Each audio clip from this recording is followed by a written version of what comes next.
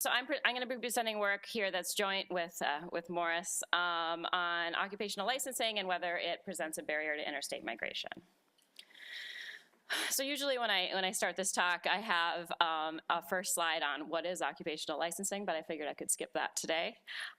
So instead, I'll talk about here how, why do we think that occupational licensing could indeed have an effect on interstate migration? Well, we know that as economists, we believe that the free movement of workers is key to the efficient functioning of a labor market, right? We need to have workers be able to move to where there are jobs and with as few barriers as possible. As most of us know, most licenses in the United States are granted at the state level, and they're not automatically transferable, and they could present a major barrier to moving between states. Despite this pretty, this seems pretty obvious, there hasn't been very much work on migration, on whether licensing influences migration, and I'll talk more about why that is. There was some early work that showed some evidence of reduced interstate migration from members of a few occupations, but more recently there's been some work by a student at UChicago who showed that lawyers if there's lower migration between states, those lawyers have higher wages. And there's a paper by De Pascal and Stanga, I don't know how to say his name, Stang. And they look at the nurse licensure compact and use difference in difference strategy and show that expanding the nurse licensure compact actually didn't have any effect on the probability that nurses move between states. So here's a little motivating graph, and so Maury and I have offices very near each other, and so this kind of like shows how. I wish does this pointer actually work? Yeah. So most of my work is on interstate migration in the U.S., and so here's what's happened. Interstate migration in the U.S. Was pretty constant for a long time, and then starting in the 80s, we've seen this pretty sharp decline. Can you bring the mic with you? Which mic? Okay. Is it on? Now it is. Yep. And so an obvious question that you might want to ask here, but it's one of those graphs like, does correlation lead to causation? Is correlation causation, one of those things that you use to teach your Econ 101 students, or Econometrics 101. So here's the rise in the occupational licensing. And so a natural question you may want to ask is the rise in occupational licensing connected at all to this fall in interstate migration? And what we'll actually show you is that based on our results, probably not. So one more quick aside here, this fall in interstate migration in the US, the reasons for that remain an open question in the literature. And it's an area of active inquiry, including this paper. All right, so one of the main reasons that we've seen not very many studies on the effect of licensing on interstate migration is that there's lots of challenges in trying to do so, and they mostly relate to data availability. Ideally, what we would have is we'd have data that document the changes in reciprocity and endorsement requirements for every state and occupation. Reciprocity and endorsement requirements, for those who don't know, those are the requirements for somebody who currently holds a license in a state to transfer that license to a different state.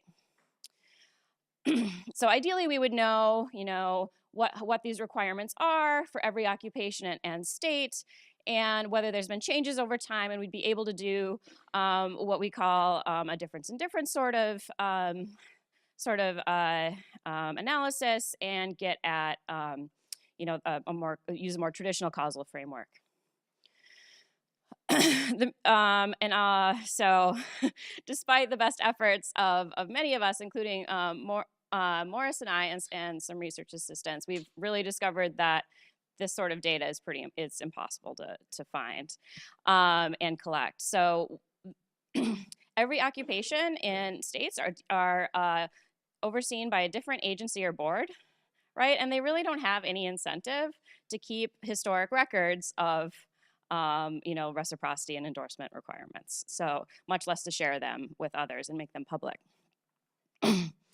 And even more problematic, and this relates to relicensure requirements in particular, and other licensing requirements are easier to collect, but often in many states and occupations, relicensure requirements are determined on a case-by-case basis at board discretion. So it will depend on individual characteristics and pretty much how the board is feeling that day, whether they will grant somebody the ability to transfer their license, with or without additional training or education or other sorts of requirements.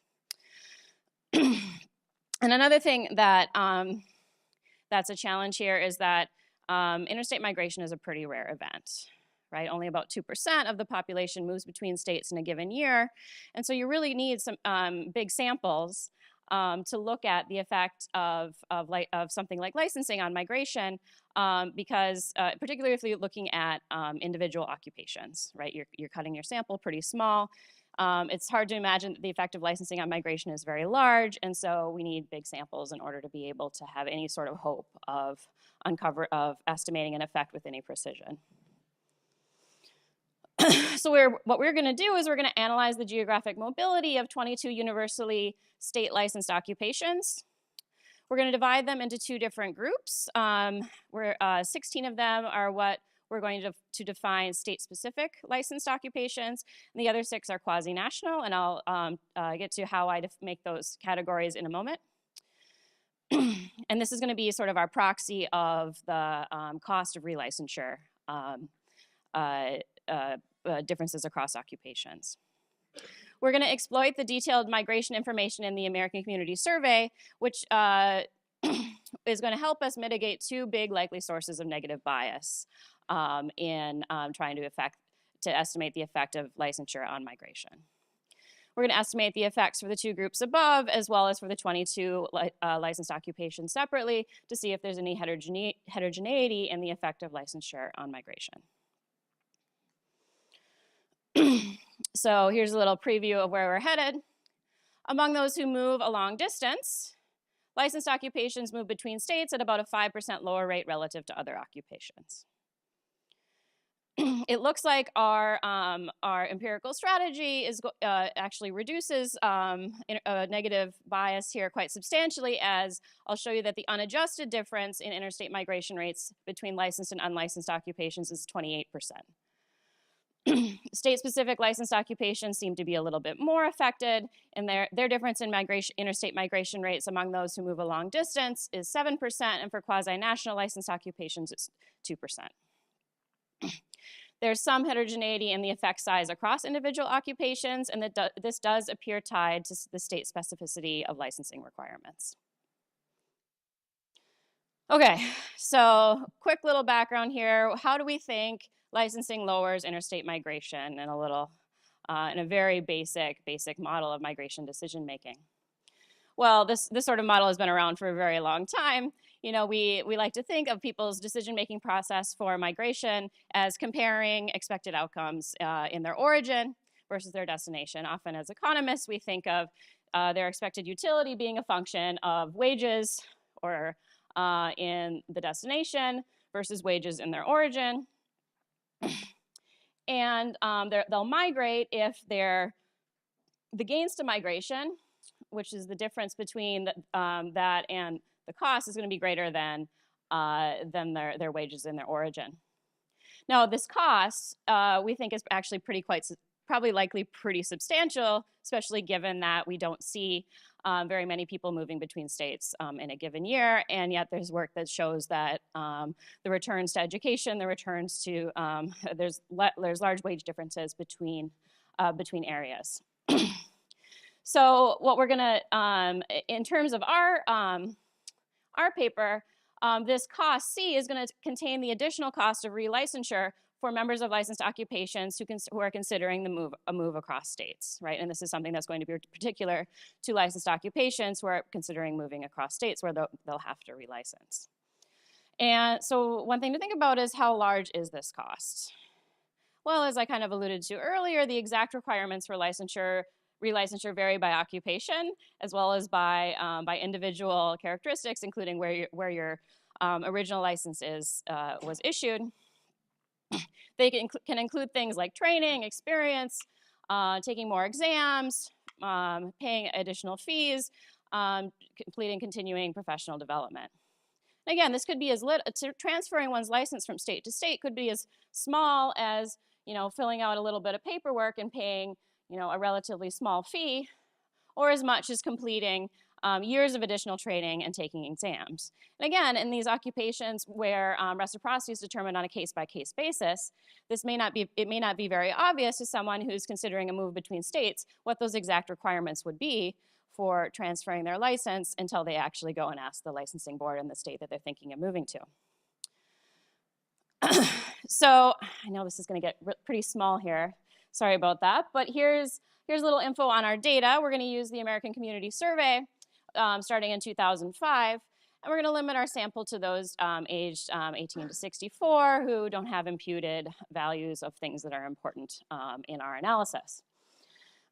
And here's our list of occupations divided into what I mentioned earlier, the state-specific licensed occupations and the quasi-national licensed occupations. Now, we struggled to try to figure out how to do this. How do we determine a measure of relicensure costs when, like I said, we can't actually measure that in the data.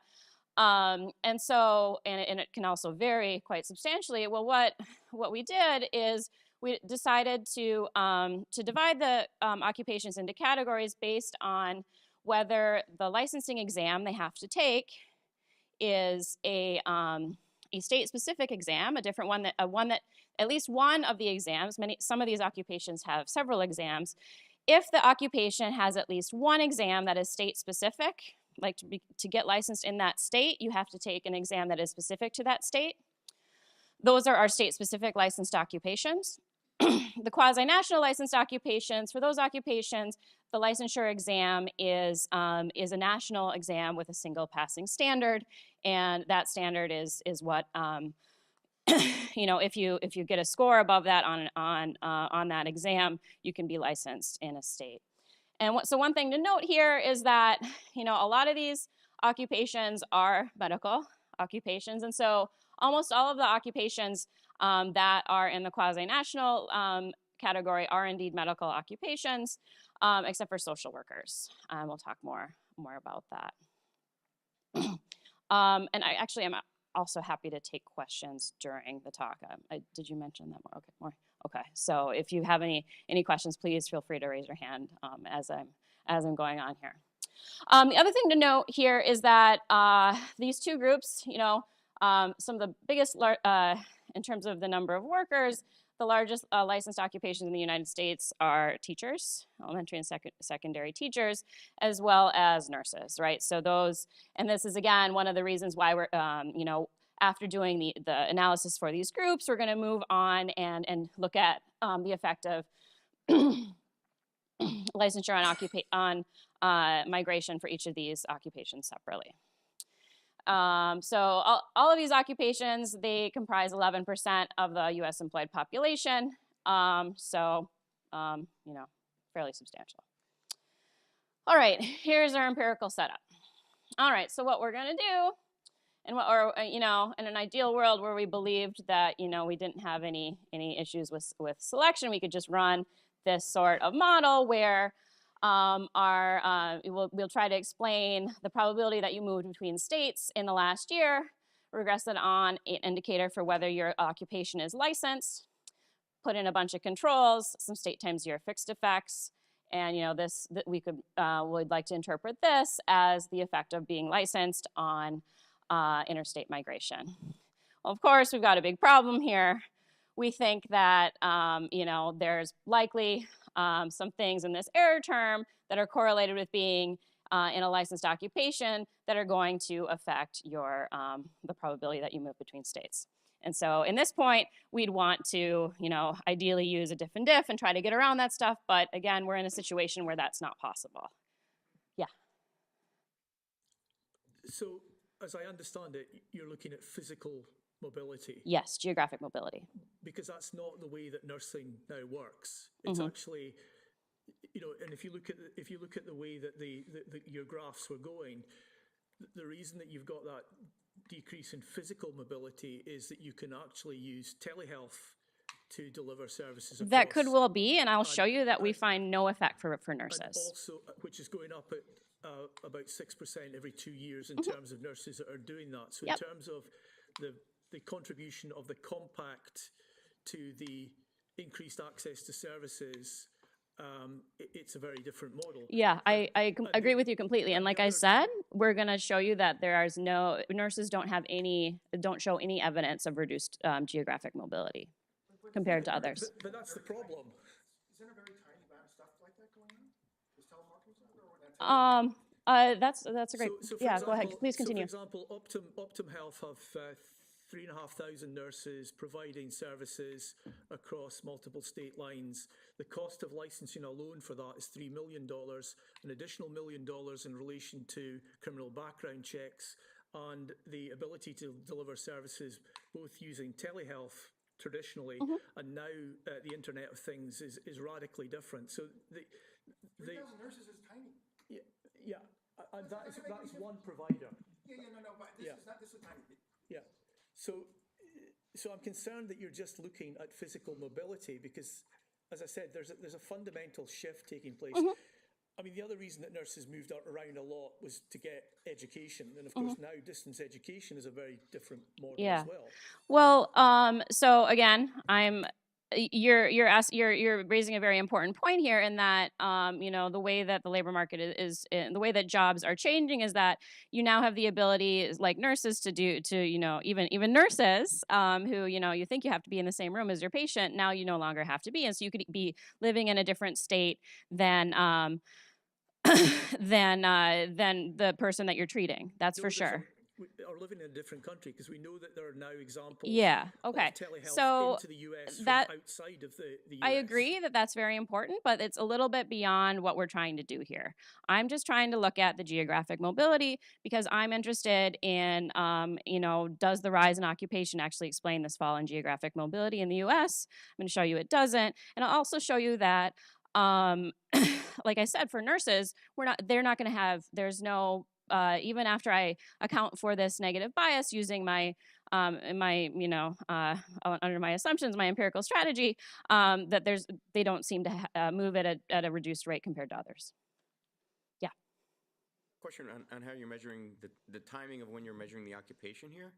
Are you measuring whether or not the occupation is licensed at time T, given that time T is their destination location?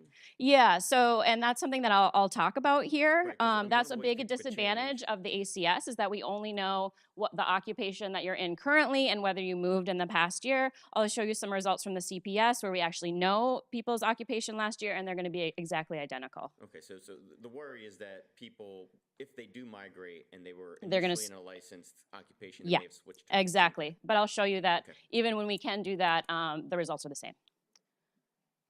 Okay, all right, I'll keep it going here. I want to tell you about the way that we try to account for this bias, given that we're in a situation where we can't turn to traditional causal models. All right, and so the two big sources of negative bias that we're worried about here, where it would be, number one, is that licensed individuals are self-selected to be more risk averse, right? So a lot of these licensed occupations, they offer very clear career paths, very stable employment once you've actually become licensed, particularly thinking about medical occupations. That's a good example. And so if licensed individuals are more risk averse, this higher risk aversion could lead to them just, moving between states at a lower rate to begin with, right? And have nothing to do with the fact that they're licensed, right? It's just due to this selection. Relatedly, and we'll talk more about this in a minute, licensed individuals could have greater ties to their childhood state, right? And that's something that we'd be worried about. So, say like, I was born in Illinois and I really want to stay here, that may be more likely to become a teacher or a nurse. And that's something that we'll also try to address here. The second potential source of negative bias here is that a lot of these licensed occupations have a local capital or a network component as part of how the occupation functions. So if you think about lawyers, electricians, cosmetologists, realtors, psychologists, that's not all of the, I mean, almost all of these occupations, success in the occupation depends on you building up a local clientele, a local network, some other form of local capital. And so if you're going to move a long distance, which, moving between states often results in a long distance move, that's going to destroy that local capital, that network, and meaning that you have to pretty much start over, building that up. And so that could really deter licensed occupations to move across states. And again, that would have nothing to do with their occupation being licensed. It's just, the way that, being an electrician or a cosmetologist is just the way that that occupation works. So how are we going to try to reduce these sources of bias? What we're going to do is we're going to limit our sample to individuals who move at least 50 miles. Okay, and the great thing about the ACS is that we're actually able to identify move distance for movers because we know sub-state area of residence in the past year as well as in the current year. Yeah. Real quick question on the previous slide. Yeah.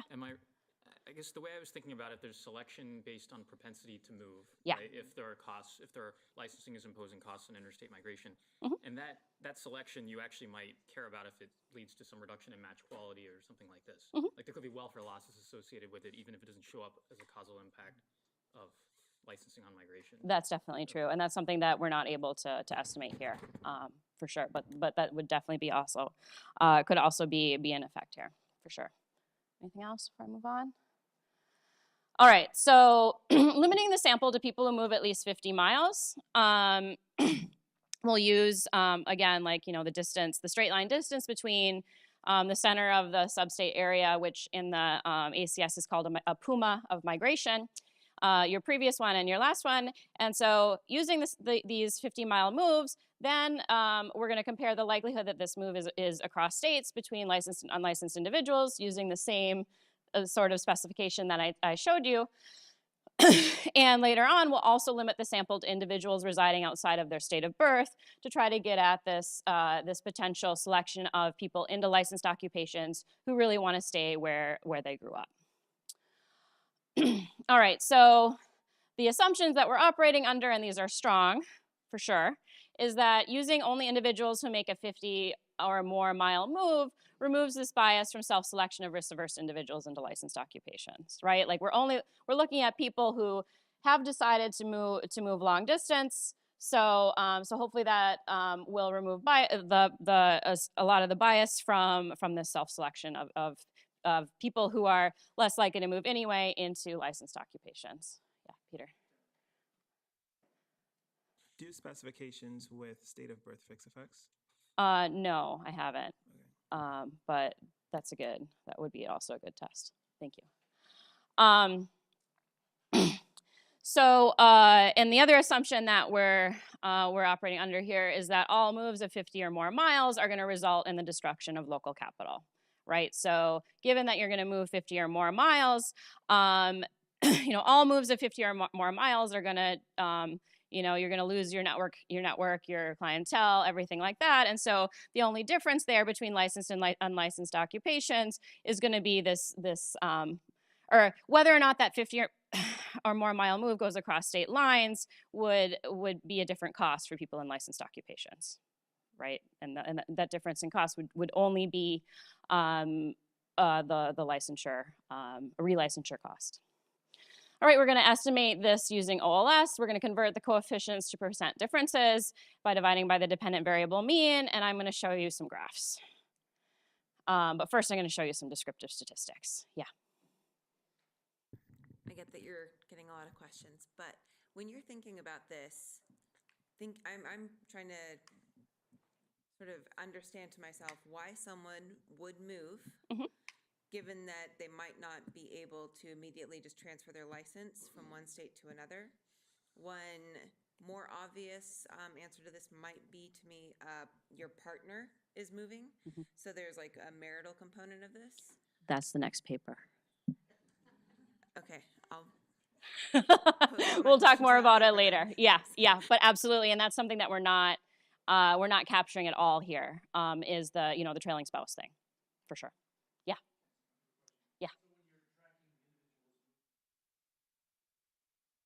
Residents, movement from the individual's Yes, residence or from residents. their business? Residents. That's all we've got in the Okay. ACS. We don't know state that they work in. Okay, thank you. Oh, sorry. All right. So here's what we got going on here in terms of descriptive statistics in our data. We've got unlicensed people, licensed, and then dividing those licensed individuals into the two groups that I showed you. Here, it looks like people in licensed occupations, they're less likely to move at all compared to people who are to make a move of any distance. Where this and those in the quasi-national licensed occupations, that's higher than the state specific. And here's just, what's the probability that you move between states in the last year? Where that includes the entire population. So the people this is comparing to, it's 0 if you stayed in the same house or moved within a state. So again, this is total population, about 2.5% of people, at least according to the ACS, move between states. And it is much lower. It's lower for licensed occupations and much lower for state-specific license than the quasi-national. And here's where, that's just the raw differences. And now we're looking at, these 50-plus mile movers. So what's the probability that you move 50 or more miles given that you made a move of any distance? It's about 25%, and it's a bit higher for licensed and unlicensed, and also higher for quasi-national, for state-specific. But here's our key thing here, right? In our preferred specification, we're going to be looking at this dependent variable. What's the probability that you move between states, given that the move you made was 50 or more miles? Again, majority of 50 or more mile moves are between states. And it doesn't look like it's actually different between licensed and unlicensed. Remember, these are raw, unadjusted numbers, and I'll talk a little bit more about that in a moment. But for quasi-national licensed occupations, it's pretty much 10 percentage points higher, the probability that that move is between states compared to the state-specific licensed occupations. And again, another key thing here that we'll try to control for is the probability that you're living outside of your state of birth. And that is much lower for the state-specific licensed occupations than the quasi-national. And the other thing that I want to point out here is that it's really important to adjust for observable differences here, of course, because people in licensed occupations are much more highly educated than those in unlicensed. This makes total sense. And so, but the mean level of education is not much difference between these groups. And so this is, and also it's well known that people who of higher education are just more likely to be more, they're likely to be more mobile to, they just move more. All right. Keep it moving here. So here, what I'm going to show you here, so these are graphs of like I said. Yeah. So we got 0.1 times 0.24 times point.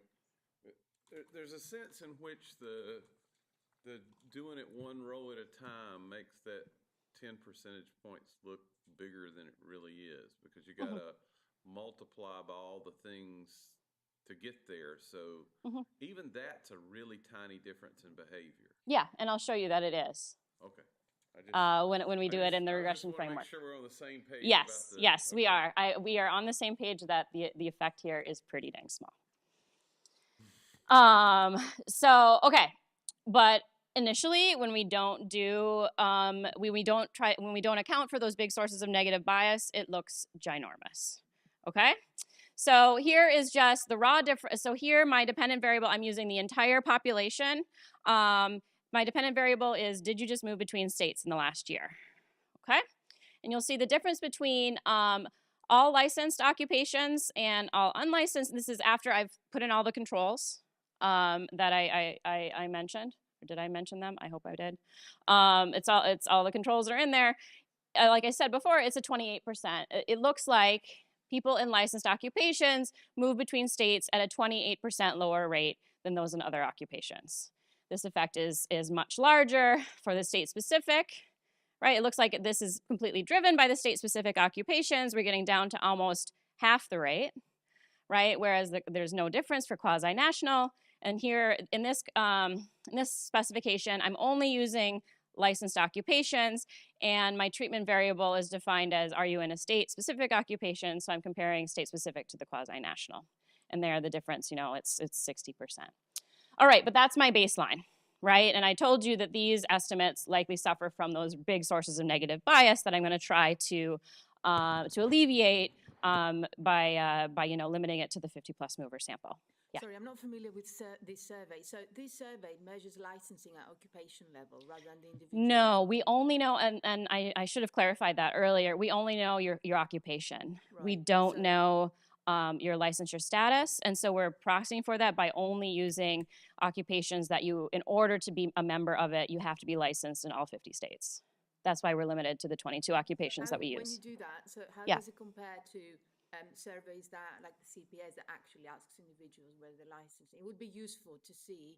Yeah, we could do that, and I will show you some results. The graphs look pretty much identical using the CPS, but I haven't exploited the new information on licensing. It's more convincing that you're not getting massive measurement errors on the licensing status. Yeah, but in order to be a doctor, a lawyer, electrician, you have to be licensed in all states. So, but yeah, you're right. There could definitely be some measurement error issues at work as well. Okay, so that was the raw unadjusted specification, and now I'm going to show you what happens when I limit my sample to only looking at people who move 50 or more miles. So the effects become a lot smaller, right? So instead of having a 28% difference in moving between states, we're now down to less than 10%. Okay, and again, it's still bigger for state-specific versus quasi-national, but now actually we do see that quasi-national have show that, you know, given that you're making this long-distance move, the probability that that move is between states is about 2% lower for people in licensed occupations than in unlicensed occupations. Okay, so that's given a 50-mile move. What's the probability that you move between states? And I'm going to do one more cut here, which is limiting it to people who made a 50-mile move, and last year they were living outside their state of birth, right? So this is trying to get at this, you know, tie. You know, I'm more likely to become a teacher if I want to stay in my home state. This reduces the difference even further, right? So actually, this was more the 9%. Now we're getting, this is the numbers that I that I mentioned on my preview findings. This is a 7% difference now, 5%, 7%, 2%. Okay, so it does look like, you know, that these licensed occupations have these characteristics that limit the probability of moving at all, right? Which could be due to people in licensed occupations just being more risk averse. And also it looks like that they have, you know, these local capital components are deterring long distance moves for people in licensed occupations.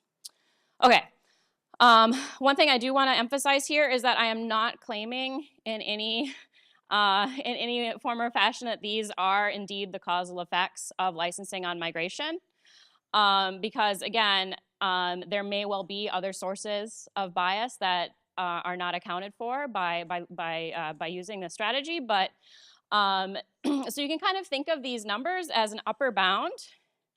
If we think that the remaining sources of bias are also negatively affecting or make people in licensed occupations move at a lower rate between states, then you can think of these numbers as an upper bound of the effect of licensing or actually lower bound, upper bound in terms of distance from zero on the effect of licensing on interstate mobility.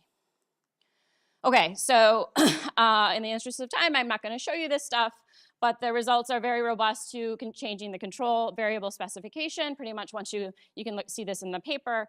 Once you control for education, it doesn't matter what other controls you include. It's a 5% difference. You pretty much get the same effect if you use a 100-mile move instead of a 50-mile move. And also, they changed the ACS definition of migration, pumas of migration after the 2010 census. And I show that I get the same results using before and after that change. Here, again, and this is answering the question that was brought up earlier about, well, the problem with the ACS is we only know current occupation. We don't know what you were last year. And what I'm talking about is the effect of relicensure on migration. So in the ACS, we can't distinguish between continuing members and new entrants into that occupation, right? And so the issue here is that the effects of licensure cost on migration could be quite different for these two different groups, right? Because one group is paying the relicensure cost, that's the continuing members, whereas new entrants, they're paying an initial licensure cost, and that could have different effects here. So what we're going to do is we're going to repeat our analysis using the CPS as best as we can. The advantage of the CPS is we do know your occupation last year, okay? Big disadvantages of the CPS is that we don't know substate place of residence, so I can't define move distance, at least in the, excuse me, and we don't know state of birth. In the CPS. So what we're going to do is luckily you're still able to identify the same occupations and you have the same control variables that we've been using. And so instead of using a 50-mile move, we're going to use a less good measure of long distance move, which is whether you move between counties. So using only people who move between counties instead of using the 50-mile move people. And so what we're going to do to see if the ability to, or the inability to distinguish new entrants from continuing members affects our ACS results is we're going to compare results for everybody in the CPS and then using only people who had the same occupation last year. Yeah. Where you do the 4 and the 8 and the 4, and then you lose people that don't come back the second time. Can you see whether or not that differs, just the attrition from the sample differs by these categories? Because if there's a big melt, a lot of the people you get in the first 4 months, you can't find in the second 4 months. Yeah, and that's one of the reasons. One of the reasons is they moved, or suppose that group's more mobile. You'd want to know how that losing them from the sample, you just might want to run all your regressions again, putting that in as a dependent variable. Yeah, we definitely could. We lost you. And it's just kind of a caution check. Yeah, I mean, and this is one of the issues with the CPS in measuring migration more generally is that when you look at measures of interstate migration in the CPS, they're about half of what they are in the ACS, and it's because of this they don't follow up with movers as well. And so, but you're right, that's a good idea, at least right now. I'll show you the results we get with the CPS are the same as what we get in the ACS. Jenna, to clarify, are you using the March or the basic monthly CPS? Sorry, the ASEC. The ASEC, which is the March. So Derek, yeah, they're using the March, so they don't have the longitudinal nature of the basic monthly unless you try to track people from the March and match them to the basic monthly. Yes. Oh, my bad. I thought we were doing the whole Sorry, thing. I didn't. Thank you. So there's a retrospective question in the March. Yes, in the March. Oh. It's only in the March that we know your occupation last year. Sorry, I should have mentioned that. They don't ask that in the monthly. And there's a retrospective migration question. Yes, the only question that we get the retrospective migration question, the only month that we get the retrospective migration question is also the March. Okay, my bad. I thought we were using the March to get a direct measure. No, it's the same sort of thing as the ACS. They ask a question, did you move in the last year? And they only ask that in the March. Thank you. All right, so here again, does this graph look pretty familiar? Right? It's pretty much exactly what we got in the CPS, except our standard errors are a bit bigger because we've lost a lot of sample going to the March versus the ACS. Here is given that you move between counties. Again, this is a less, it's very likely that a lot of moving between counties doesn't result in you even changing jobs. So of course, this is not going to be as good as at eliminating this negative bias as what we were able to do in the ACS. But you can see again, we still get this pretty large reduction in the difference in interstate migration rates when we only look at people who move between counties. And here is, given that you moved between counties, what's the probability that you move between states? Given that you move between counties and you were in the same occupation last year. And what we see here is that only it looks like the difference between using everybody versus people who were in the same occupation last year, it's not really affecting our results much, so at least in the CPS. So we're going to also assume that the inability to identify people's occupation last year in the ACS isn't affecting our results very much either. Okay. All right. Do I go to 10:45? Okay. All right. Getting down here on time, so I'm probably going to ask to hold questions until the end or after. I want to make sure I show you these occupation-specific results because they're pretty interesting. Like I said, even within these two groups, which I said they're arbitrary, I define them, simply based on testing. The effect of licensing on migration could vary a lot. So what we're going to do is we're going to repeat the analysis separately by occupation. And here, instead of using OLS, what we're going to do is we're going to do a cell matching estimator because we want to get rid of people from the comparison group that don't look like people in the individual licensed occupation, right? We want to be comparing apples to apples as much as possible, right? So I'm not claiming that this is going to help us better identify a causal effect or anything like that. It's just simply going to help us identify the appropriate comparison group when we're looking at, say, lawyers or electricians, right? We want people with similar characteristics in the comparison group. As before, I'm going to convert coefficients to the percentage differences and show you graphs. And I know this is going to be hard to read. Happy to send you the paper where you can look at this a little bit more detail. What I've done here, this is that raw, just the difference in the probability that you move between states for everybody. And so the dark, the filled markers are our state-specific licensed occupations. The hollow markers are our quasi-nationally licensed occupations. And here you see when we just look at the raw difference in migration rates, even after controlling for all this observable stuff, there's big differences in the effects, right? We've got real estate appraisers down here at the bottom who move at a 60% lower rate than comparable unlicensed people. Teachers are here, pharmacists, social workers. Interestingly, they have that. They have national testing, but they're still down here. I'll talk more about that in a minute. And we got our other state-specific licensed occupations, and up here, it looks like physicians actually move at a higher rate between states. But again, this is all subject to those sources of negative bias. So now I'm going to show you what happens when we limit it to the 50-mile movers, right? And so that really gets rid of a lot of the big differences that we see down at the bottom end, right? It's reduced. When we only look at long distance movers, that difference goes down to about 15%. Interestingly, and I think this is at least, it's of course very indirect, but so real estate appraisers, teachers, lawyers, real estate brokers, these are occupations that we think of having a large local capital or network component, right? And so what do we see with them? We see a large reduction in the difference in migration rates once we condition on the 50-mile movers. We don't see that so much for pharmacists, right? Pharmacists, not really thought of having much of a local capital component to their occupational success.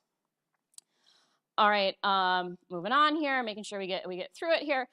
Here now I've resorted from lowest to from the most negative on up, and now I'm going to condition on state of birth, see if that affects stuff. It does move a lot of these guys up closer to 0. But again, the confidence intervals are all overlapping here except for teachers. So it looks like this, if teachers are more likely to stay where they grew up, or if you want to stay where you grew up, you're more likely to become a teacher. I've resorted it again. So these again are this is our estimates from our preferred specification.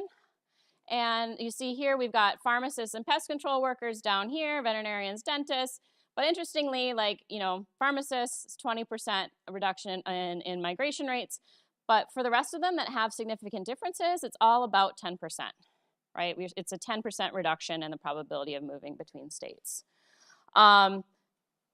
We've got two occupations here that kind of stick out in that they're in our quasi-national licensed category in terms of they've got the national licensing exams, but yet we do see that they have reduced migration rates.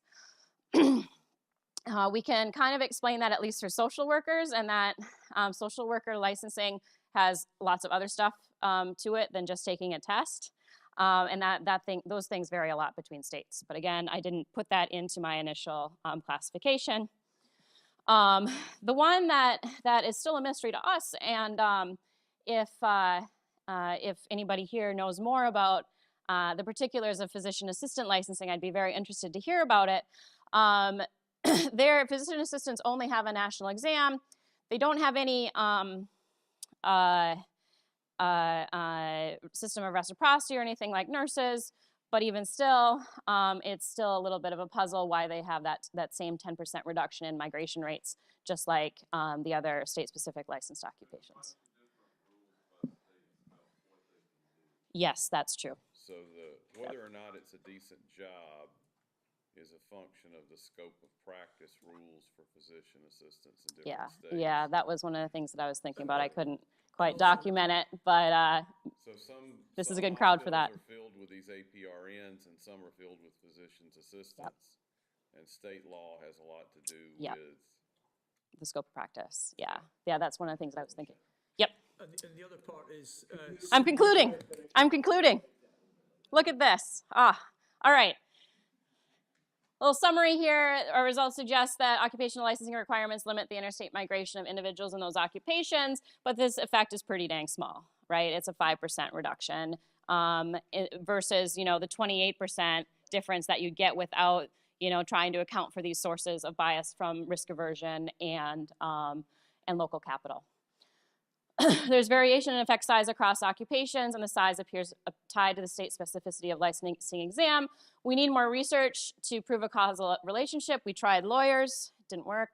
You can look at it in the appendix in the paper.